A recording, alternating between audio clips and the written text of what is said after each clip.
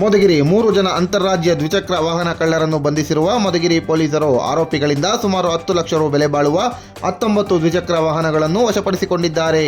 ಪಟ್ಟಣದ ಬೈಪಾಸ್ ಬಳಿಯ ಕೊಡಿಗೇನಹಳ್ಳಿ ಜಂಕ್ಷನ್ ಸಮೀಪ ಪಿಎಸ್ಐ ಜೆ ಮುತ್ತುರಾಜು ಹಾಗೂ ಸಿಬ್ಬಂದಿ ಗಸ್ತು ತಿರುಗುತ್ತಿದ್ದಾಗ ಅನುಮಾನಾಸ್ಪದವಾಗಿ ತಿರುಗಾಡುತ್ತಿದ್ದ ಆಂಧ್ರ ಪ್ರದೇಶದ ರೊಂದಕಪಲ್ಲಿಯ ನರಸಿಂಹಮೂರ್ತಿ, ಸುರೇಶ್, ನರೇಶ್ ಎಂಬುವರನ್ನು ಬಂಧಿಸಿ ಅವರಿಂದ 19 ದ್ವಿಚಕ್ರ ವಾಹನಗಳನ್ನು ವಶಪಡಿಸಿಕೊಂಡಿದ್ದಾರೆ.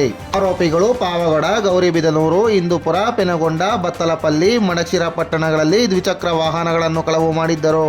ಜಿಲ್ಲಾ ಪೊಲೀಸ್ ಅಧೀಕ್ಷಕ ಕೆವಿ ಅಶೋಕ್ ರವರ ನಿರ್ದೇಶನದಂತೆ ಹೆಚ್ಚುವರಿ ಪೊಲೀಸ್ ಅಧೀಕ್ಷಕರಾದ ಅಬ್ದುಲ್ ಖಾದರ್ ಮರಿಯಪ್ಪ ಮಾರ್ಗದರ್ಶನದಲ್ಲಿ ಡಿವೈಎಸ್ಪಿ ಜಿ ಮಂಜುನಾಥ್ ಉಸ್ತುವಾರಿಯಲ್ಲಿ ಸಿಪಿಐ ಜಿ ಹನುಮಂತರಾಯಪ್ಪ ನೇತೃತ್ವದಲ್ಲಿ ಪಿಎಸ್ಐಗಳಾದ ವಿಜಯಕುಮಾರ್, ಮುತ್ತುರಾಜ್ ಹಾಗೂ ಸಿಬ್ಬಂದಿಗಳಾದ ಶಿವಣ್ಣ, ಪಾಂಡುರಂಗ ನಾಯ್ಕ್, ರಂಗರಾಜು, ರಂಜಿತ್ ಕುಮಾರ್, ಪ್ರಕಾಶ್ ಹಾಗೂ ರಮೇಶ್ ಆರೋಪಿಗಳನ್ನು ಬಂಧಿಸಿ ನ್ಯಾಯಾಂಗ ಬಂಧನಕ್ಕೆ ಒಳಪಡಿಸಿದ್ದು ತನಿಖೆ ಮುಂದುವರೆದಿದೆ.